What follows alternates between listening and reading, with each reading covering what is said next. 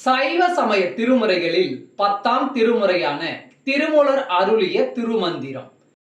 முதல் தந்திரம். நடுவு நிலைமை. பாடல் 323. தோன்றிய துயரெல்லாம் துடைப்பான்.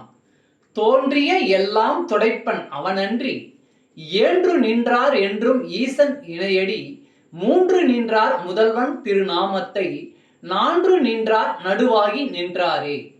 தோன்றிய எல்லாம் துடைப்பன் அவனன்றி, ஏன்று நின்றார் என்றும் ஈசன் இணையடி, மூன்று நின்றார் முதல்வன் திருநாமத்தை, நான்று நின்றார் நடுவாகி நின்றாரே. விளக்கம். நம் மனதில் தோன்றும் மாயைகளை எல்லாம் துடைப்பவன் சிவபெருமானே அன்றி வேறு யார்?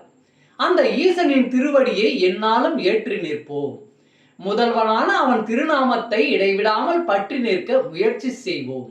அப்படி பற்றி நின்றால் நடுநிலையாகிய யோக நிலையில் நின்றவர் ஆவோம். நம சிவாய. திருச்சிற்றம்பலம்.